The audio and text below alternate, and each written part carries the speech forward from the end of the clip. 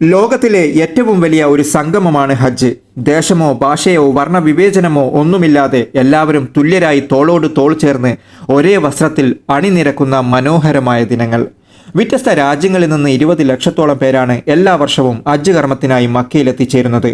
ഒരാൾ പൂർണ്ണമായും അള്ളാഹുവിൽ സമർപ്പിച്ചുകൊണ്ട് നന്മ മാത്രം ചിന്തിക്കുകയും പ്രവർത്തിക്കുകയും പൂർണ്ണ പൊരുത്തത്തോടുകൂടി ഹജ്ജ് നിർവഹിക്കുകയാണെങ്കിൽ അവരുടെ മാതാവ് അവരെ പ്രസവിക്കുമ്പോൾ അവർ എങ്ങനെയായിരുന്നോ അത്രയും ശുദ്ധിയായിട്ടാണ് ഹജ്ജ് കർമ്മം കഴിയുമ്പോൾ അവരുടെ മനസ്സും ശരീരവും ഉണ്ടാവുക എന്ന് ഹബീബായ മുത്ത് മുഹമ്മദ് മുസ്തഫ സല്ലല്ലാഹു അലൈഹി വസല്ലം നമ്മെ പഠിപ്പിച്ചിരിക്കുന്നു. പാപമോചനത്തിൻ്റെയും പ്രാർത്ഥനയ്ക്ക് ഉത്തരം ലഭിക്കുന്ന വളരെ പ്രധാനപ്പെട്ട ഒരു ദിനമാണ് ദുൽഹിജ്ജ 9 അറഫ ദിനം.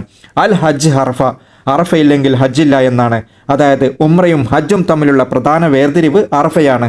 ഉംറക്ക് 4 ഫർളാണെങ്കിൽ ഹജ്ജിന് 5 ഫർളാണ്. അറഫ എന്ന് പേര് വരാൻ കാരണം ആദം നബിയും ഹവ്വ ബീവിയും ആദ്യമായി കണ്ടുമുട്ടിയത് അറഫയിൽ വെച്ചാണ്.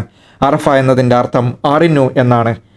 എടുത്തു പറയേണ്ട മറ്റൊരു കാര്യമാണ് അവിടെ എത്തുന്ന ഹാജിമാർക്ക് സംരക്ഷണം നൽകുന്ന സൗദി അറേബ്യയുടെ പോലീസുകാർ, അതുപോലെ KMCC പോലുള്ള സംഘടനാ പ്രവർത്തകർ. ചൂട് പോലും വകവയ്ക്കാതെ അവർ കഷ്ടപ്പെടുന്ന രംഗങ്ങൾ നാം കാണുന്നുണ്ട്. എല്ലാവർക്കും തക്കതായ പ്രതിഫലം അള്ളാഹു താല നൽകട്ടെ. അതോടൊപ്പം മക്കയിലെത്തി ഹജ്ജ് കർമ്മം നിർവഹിക്കാൻ എല്ലാവർക്കും ഭാഗ്യമുണ്ടാവട്ടെ എന്ന ആത്മാർത്ഥമായ പ്രാർത്ഥനയോടെ എൻ്റെയും കുടുംബത്തിൻ്റെയും ബലിപെരുന്നാൾ ആശംസകൾ നേരുന്നു.